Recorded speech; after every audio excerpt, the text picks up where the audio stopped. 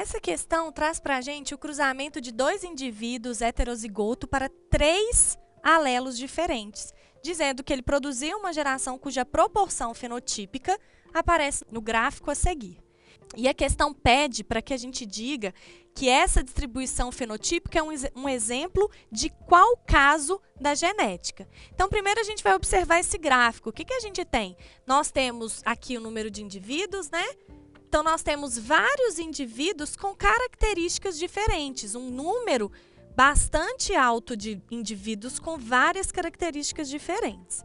Então, vamos observar cada um desses casos para a gente escolher a nossa resposta. O que é a polialelia? A polialelia é quando nós temos 3 ou mais tipos de alelos diferentes para os mesmos locos cromossômicos.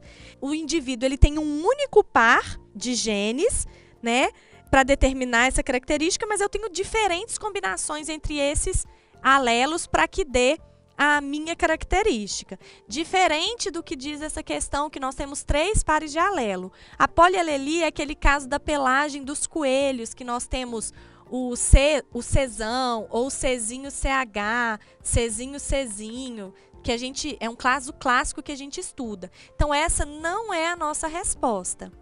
A codominância é um caso em que a heterozigose ela traz um estado intermediário entre o fenótipo. Então, a gente teria que ter aqui 3 fenótipos distintos, né? Que seria o dominante, que traz um fenótipo, Czão é um fenótipo, o Czão Czinho seria um outro fenótipo e um Czinho Czinho um outro.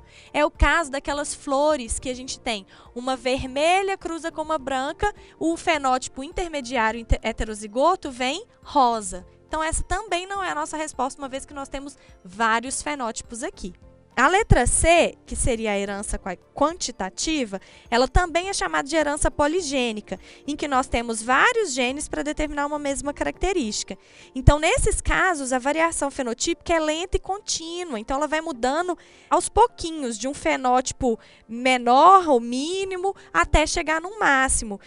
E a gente consegue observar isso aqui nesse gráfico, né? Então, nós vamos tendo uma variação lenta, nós não temos um salto, né, de um tipo de fenótipo para o outro. Então, a gente pode dizer que a nossa resposta é a letra C. Até porque epistasia, o que é? Nós temos a epistasia quando um gene inibe a ação de outro. Então, não está também representado isso nesse gráfico. A gente teria provavelmente 2 ou 3 fenótipos distintos. Então, também não pode ser a nossa resposta. E a pleiotropia, que é aquele fenômeno em que um par de alelos condiciona o aparecimento de várias características no mesmo organismo. Diferente do que está mostrando essa questão, que nós temos 3 pares de genes determinando uma única característica. Então, também não pode ser a nossa resposta.